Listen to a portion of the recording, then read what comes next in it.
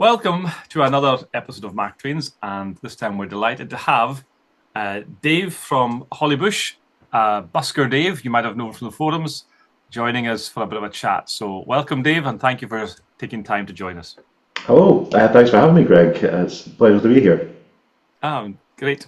It's been a wee while, I think, since I first mooted this, because my scheduling is always rubbish. We finally managed a time that works for us both, so appreciate you making the time to come along. And No bother. we've also got this connection of both being north of Hadrian's Wall. I'm a bit further north of Hadrian's Wall than you are, but we are both definitely from that side of the border.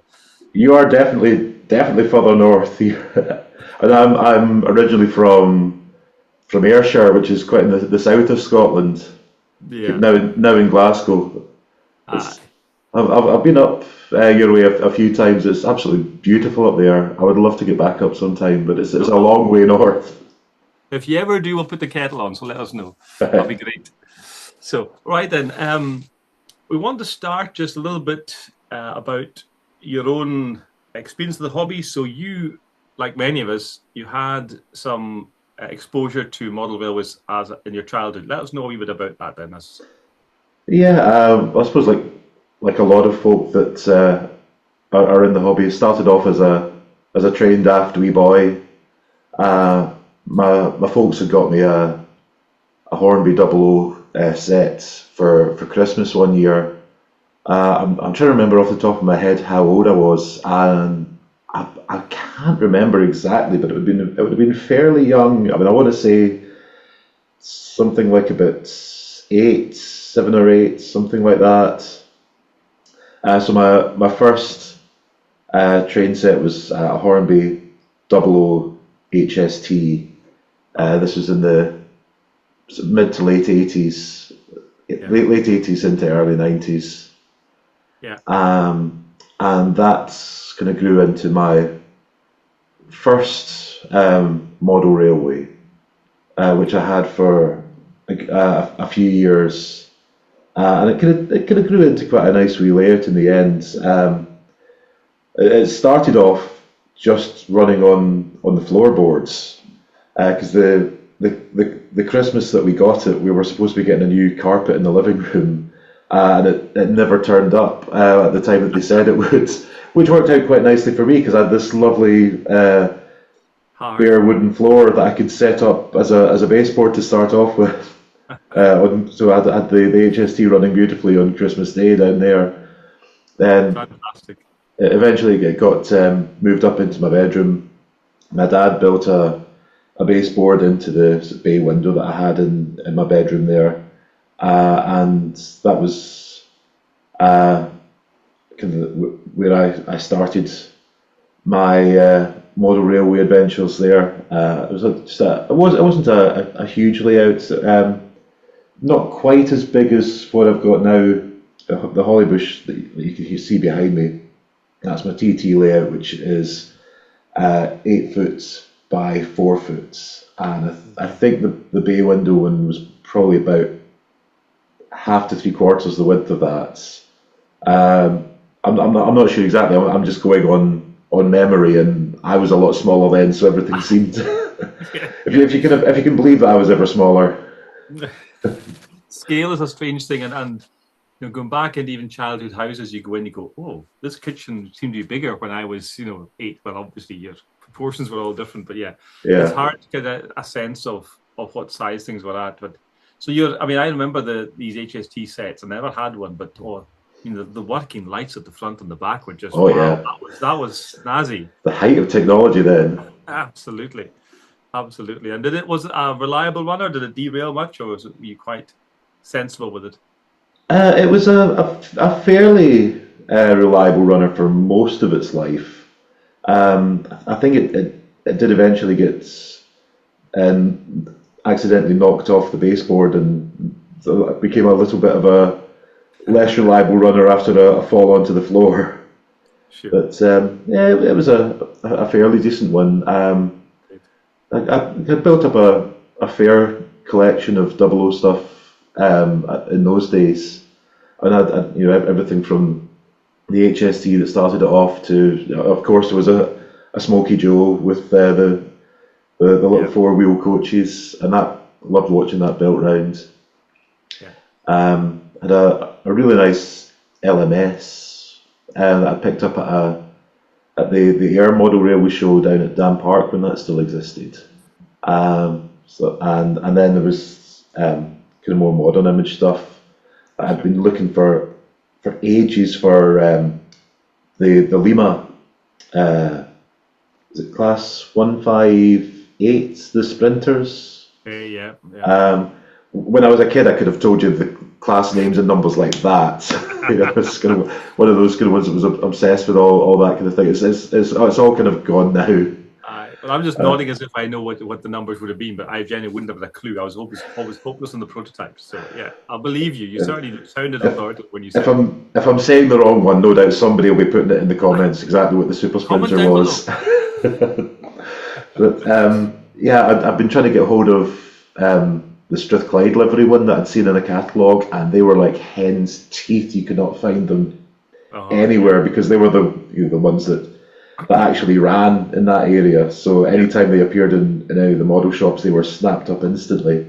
I remember eventually found one. I was on holiday with my grandparents down in Dumfries, and BT's in there had one of the Lima Strathclyde Red, which is the bright orange Super Sprinters, and that was one of my favourite ones when I was a kid. So it was just it was just a little continuous loop double track thing that just went round in a corner of the bedroom, but it was kind of scenic up reasonably well. Very, very kind of Blue Peter, papier-mâché tunnels and everything, and all the kind of super quick little card kits. But I loved it, and that was my kind of big thing for a long time. Then obviously get into teenage years and other things come along, and then kind of got more into music and things like that. And the model rails kind of took a bit of a backseat. They didn't seem kind of quite as cool when I was kind of getting a wee bit older. But then it's all kind of come back to me in the last wee while. Aye. Did you always think you would go back to it, Dave, or was it just because of something that sparked it to come back, or was it in the back of your mind one day you'd kind of get another layout and go? I hadn't really kind of thought about it in a long time, but just in a couple of things had kind of come up with, like I'd seen an HST set very similar to the one that I'd got as a kid in the window of a charity shop just down the roads, and this would be just before lockdown, and kind of remember thinking, well, I'd one of them. It'd be cool to get back into it. But I'm in quite a small flat. I didn't think I would really have the space to do anything much with it. Then lockdown came along, and everything kind of went on the back burner. But then I kind of found myself killing time a lot during lockdown, watching some YouTube channels, things like Mouldy Raspberry's channel, which is I don't know if have you seen that one? It was Chris Beachy who put me on to Mouldy Raspberry. I wasn't aware of it until then, but it's very chill and it's beautifully presented. It's a lovely layout, that one. I loved watching that, and I got into Tim Dunn's programs during lockdown as well. The architecture the railways built and the secrets of the London Underground. So when I had all this kind of time to kill, when I wasn't able to go out and do all the gigs and busking and things that I would usually do, the interest in the railways started to come back. And then I think it was one day just after watching one of the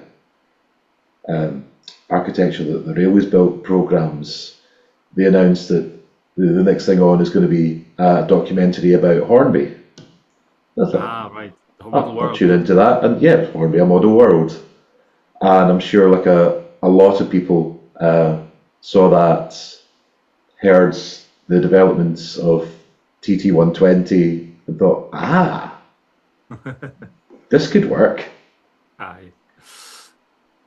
Yeah. So it's It was quite interesting. I think it's the timing for that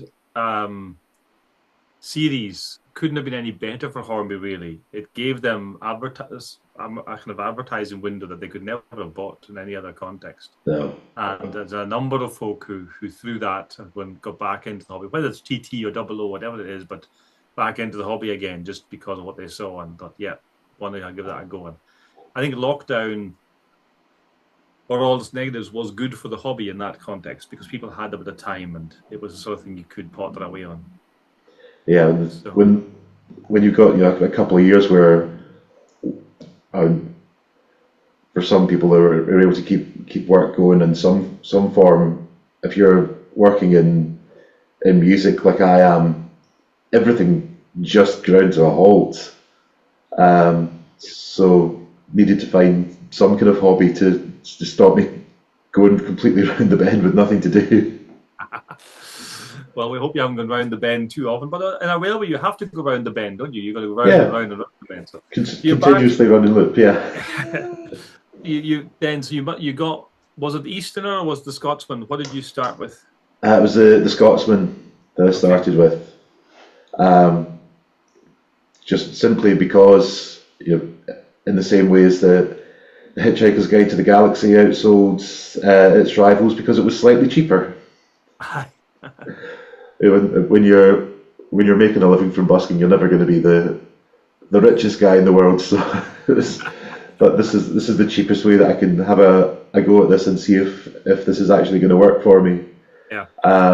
So originally it was just set up just in a tiny wee alcove in my living room, and that was really all I kind of intended to do with it. Just have this little space that was just big enough for the starter set. And being in TT, I was able to fit it into that very small space.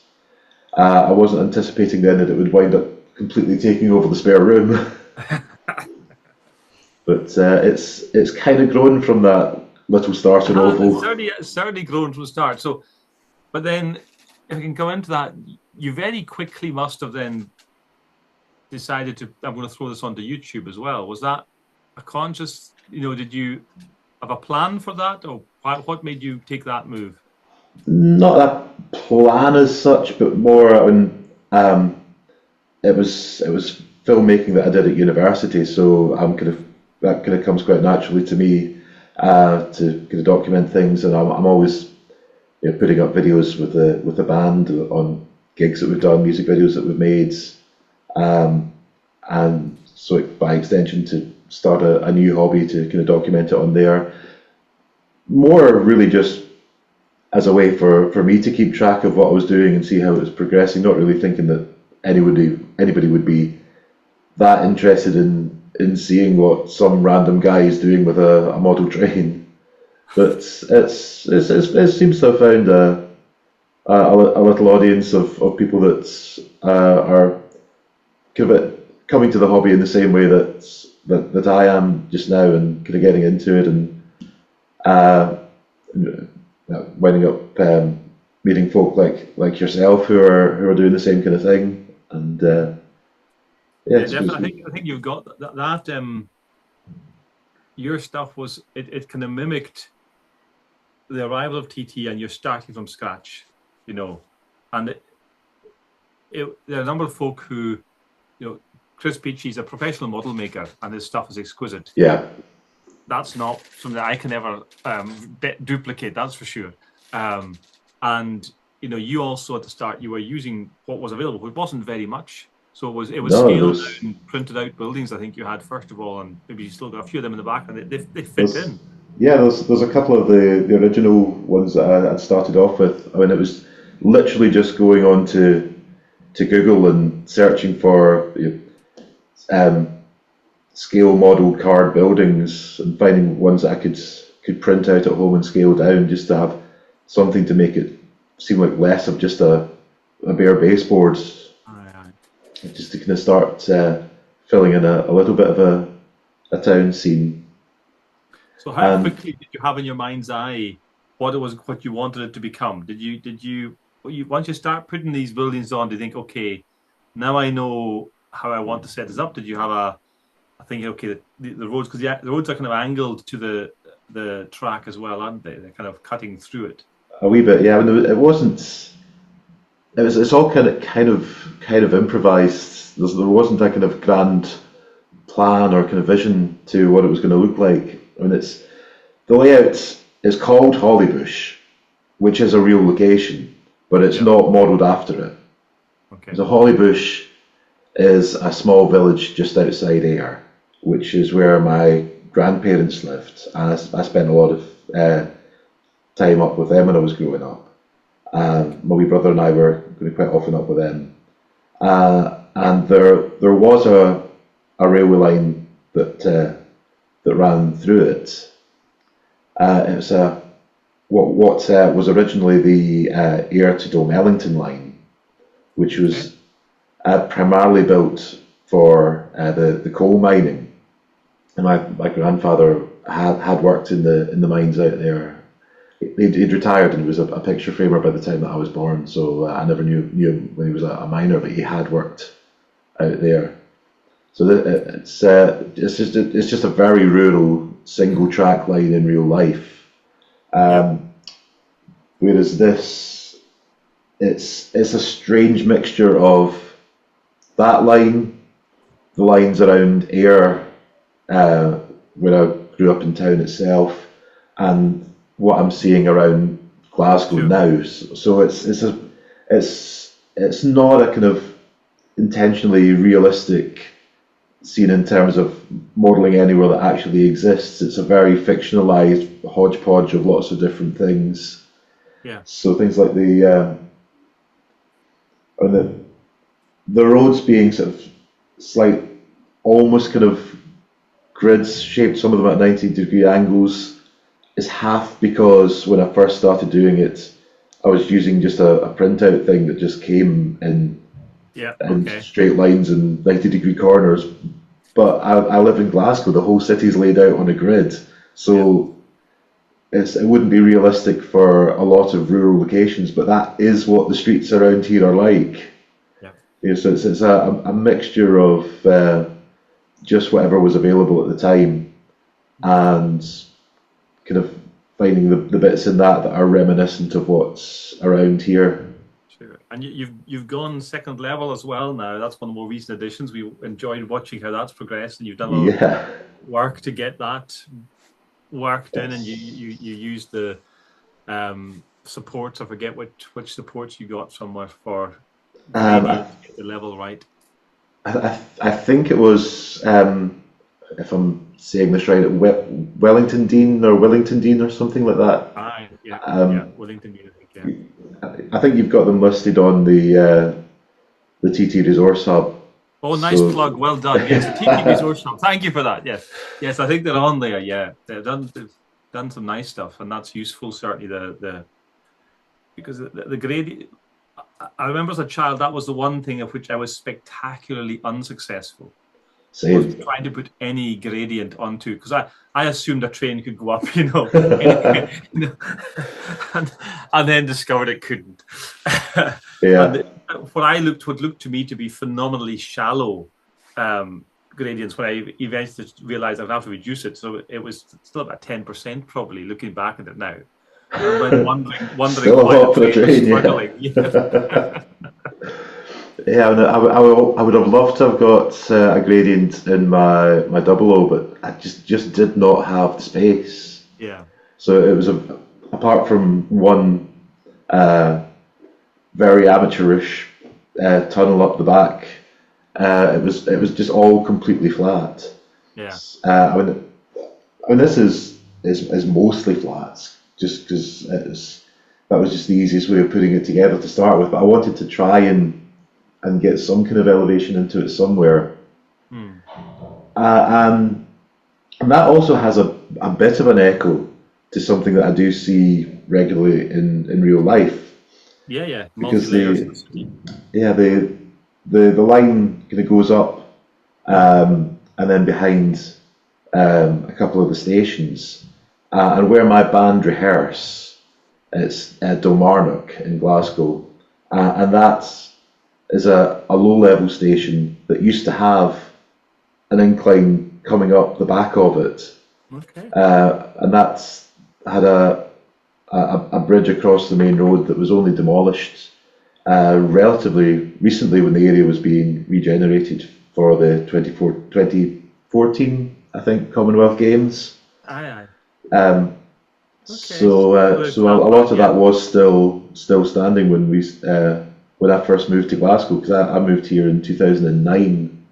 Right. So yeah, it also kind of reminds me quite a lot of the City Union line, which is it's not actually disused. I think it's still used for like empty stock movements Okay. and occasional specials, but it doesn't have a regular passenger service anymore. But that's the line that goes behind the Citizens Theatre, which is kind of all up, raised up on arches down there, and I'm going past that every day on the bus when I'm heading into town to go and busk. Yeah. So So there's an influence on you, even a subconscious influence. Then you've got these things in your head when you then come to think, what will I do next, and the higher level and the arches and so on. yeah, and things like the bridge, which you might just be able to see at the Yeah, you back. can make that out, I think. I'd seen that listed somewhere, and it just reminded me so much of one of the ones on that line, especially Yeah. when I got it painted up in the blue and white with the cross beams kind of almost forming the sort of saltires. Yes. So it's kind of painted up into the sort of ScotRail And a colours. slight political slogan on there as well, if I remember right. Yeah. Just a wee bit, yeah. Very good. So, what then? Give us some idea of what you have in terms of rolling stock and locos. What do you run on Hollybush? What I've got is I started off with Blink Bonnie.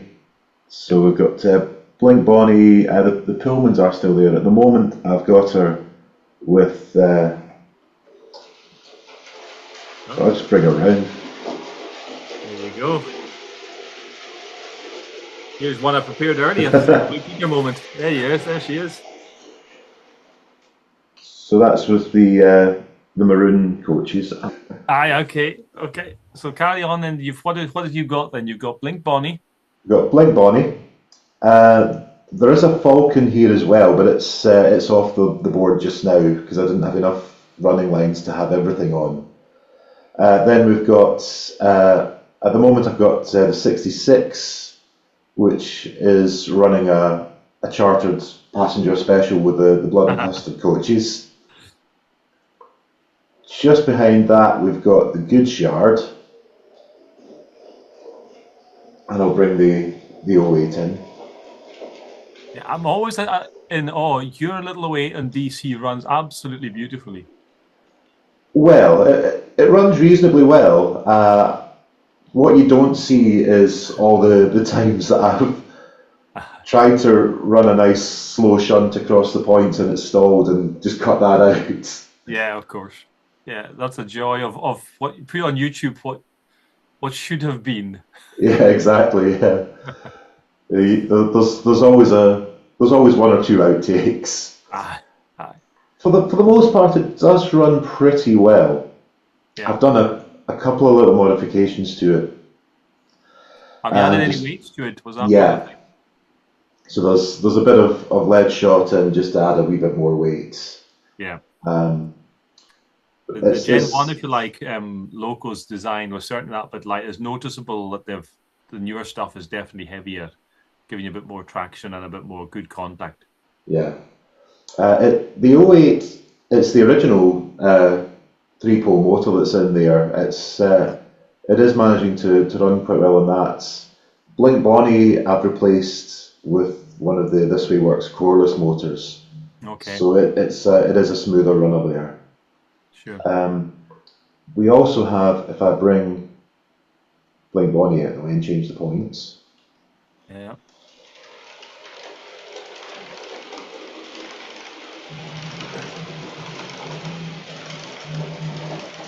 Before you move the camera, that scene to me is excellent.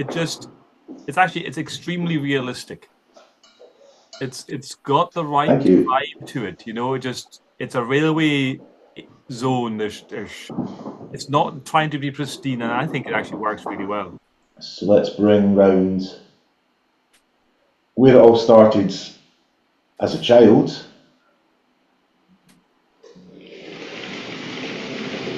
And here again in TT120.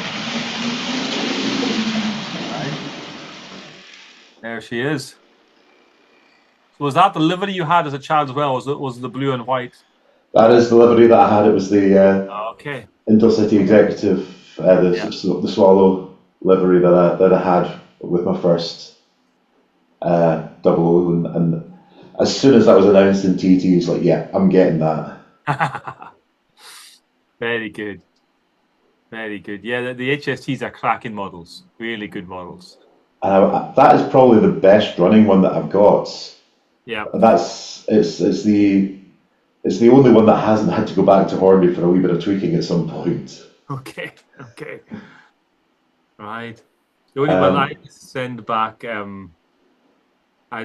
my 08, but only because I was daft enough to let it fall off the side of the layout. So I could blame Hornby for that. But so far, that happened to me as well. And they're very good as always.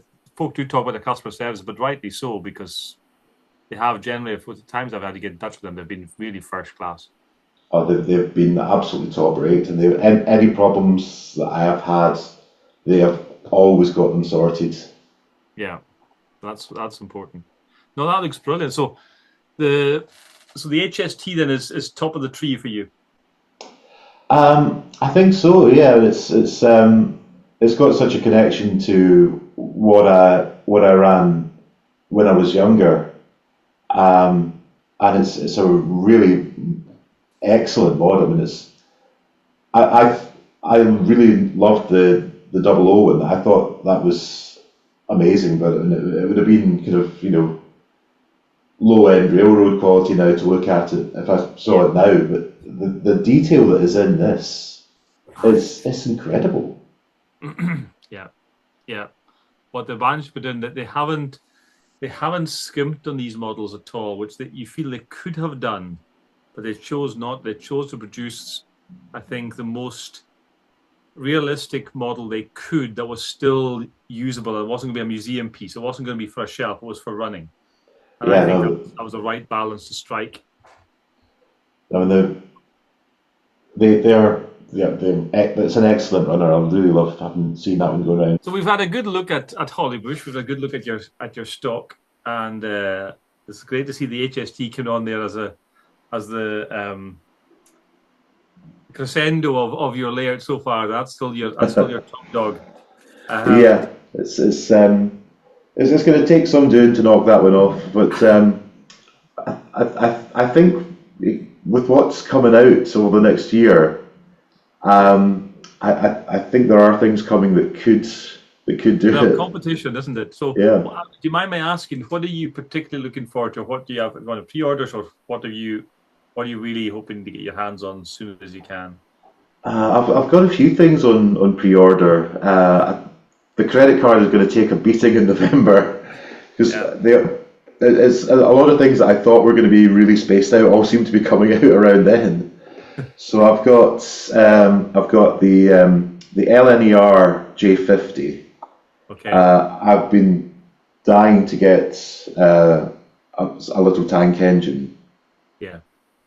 I mean, the things like the A1, the A4, the Intercity, they're brilliant, but it's not what you would see every day in a small town.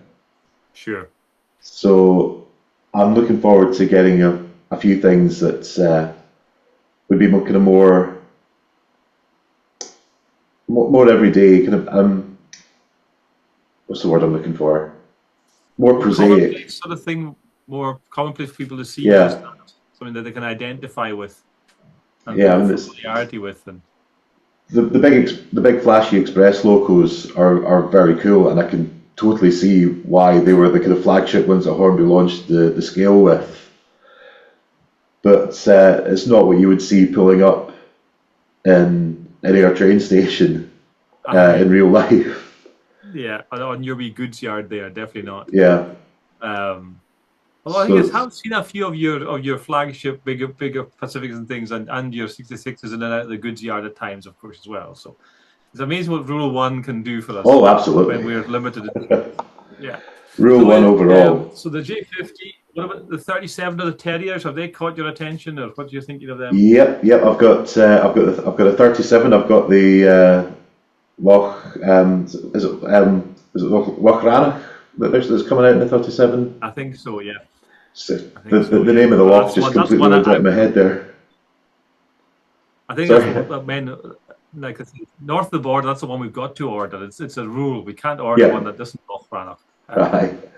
And if you stretch across to Heljan as well, have you been tempted by any of their wee rail car, for example, that might have a Scottish tinge to it? Yeah, I've got the rail car on pre-order. I looked up if that ever came around here, and it was used in Ayrshire, and they ran the services between Ayr and Kilmarnock. So there's definitely precedent for having it on here without Rule 1. Yep. And you don't have any of the angst either that others have, as poor fools who went down the HM7000 route, because you're on pure DC, so it's going to run no matter what. You're sorted. Just plonk it down and it's away. Fingers crossed, touch wood. Yes. As long as I get a good runner. Well, that being said, I do love the HM7000 system, but there is that sort of compatibility anxiety that starts to kick in when others start to get involved. I've watched the thread on that with interest, trying to see if I could actually understand anything that was being said. With smugness or with interest? Which of these two have you watched it with? With interest. Because it would be awesome to have the digital system with all the lights and all the sounds and everything. Because when I'm making the short films that I put up on YouTube, I do dub on sound effects. And things like that to make it more atmospheric to watch the video. But it's a DC layout, so it doesn't have the sounds. So it's a little bit of a you could say a cheat putting that on. I see it as filmmaking. No, it's not cheat at all, and I think it adds quite a lot to it. I must be honest, I tend not to leave the sounds on for long when I'm running, just myself. I find that after a while they kind of begin to grate a wee bit on me, to be quite honest. I like having them. I like having the lights. I like having the control with DCC that you get. Being able to have two on the same line, not worry about if you're in which block section. Yeah. That I like having the ability to add the stay alives so that you get over your dead frogs and whatnot. You've got a good chance of it actually keeping going. Aye. So that appeals. The sound, if the decoders, the non-sound decoders had come out first, I'd have probably bought all them. Partly because I'm cheap, but also because the sound isn't really what appeals to me so much. In that area, because you're on DC, the HM6000 system, of course, which is the sort of Bluetooth but DC system Hornby have. It's a twin track controller, which has very basic, but it has sound capabilities. So basically, you can tell it if it's a steam or whatever line you have to be running. You can tell is it a steam, electric, or a diesel, and it'll give you a kind of generic sound to go with that will increase in vehemence as you increase the speed. And right. There's clearly lots of things that I've missed the development on. It kind of came out before the HM7000. I think it was probably Hornby's prototype almost, or development mule for the HM7000 system, but it was DC. It's a simple little system, and it works actually quite nicely. Yeah. I often thought if I hadn't gone the HM7000 route, that you could pair from your phone to a wee Bluetooth speaker underneath the layout, so the sound was actually coming from over there rather than coming from your phone. Right. It would give you a better illusion of a sense of sound. Yeah. from over there. So, I mean, with having had so long out of the hobby, there's all these kind of developments that have gone on that yeah, I'm only really just catching up on now. I mean, the DCC was just kind of coming in, I think, when I had the 001, so I would kind of read about it in the Hornby magazine, yeah. but I'd never. Was it 01 they called it then? 01 was 01, and then that kind of discontinued, and this picked up again in different forms. I did actually have 01 for a wee while. It was dreadfully unreliable, but the potential you could see was definitely there. The idea was there, yeah. And also the chips were huge. You know, you tended to have to run the chips into a permanently attached wagon or something, or a coach, because you couldn't fit them in anywhere. Yeah, and it's easy to forget just how rapidly that the technology side of it has moved on. Yeah. I mean, one of the things that kind of took my interest away from model railways when I was getting into my teens was I got into computers, and like my first computer was a Mac LC, which had an amazing, gigantic 4 megabytes of RAM and a 40 megabyte hard drive, and it's like there's devices like the size of my thumbnail now that are like a million times bigger than that. Yeah, and that's you just thought at that point 4 megabyte. I mean, you'd never use all that. That's a phenomenal amount. And well, you could run every program you had with that. Yeah, absolutely. Aye. So listen, what's next then? Are you that upper layer line? Is it going anywhere? Are you gonna extension plans, or are you extend the plant out to accommodate an even bigger layer altogether? It will extend eventually. Exactly when it gets built is up for debate. I mean, I didn't think I would have it this far already. Yeah. So I'm taking a little bit of a pause on building new things and buying new things whilst the credit card recovers from what I've done so far. But at some point there'll be a little bit of an extension out here, which will run the line from it ends just after the bridge at the moment. Yeah. If I build it as I'm thinking just now, it will curve round here to another little station, maybe with a kind of goods yard coal depot kind of thing. It's not set in stone yet, so keep an eye out on the YouTube channel over the next year or so and see how much it changes from what I'm thinking just now. Oh, definitely. And if you haven't, anyone hasn't already, I'm sure everyone watching this already is familiar with Dave's stuff. But if you haven't, by any chance, go and look at Hollybush's stuff. I'll put a link down below.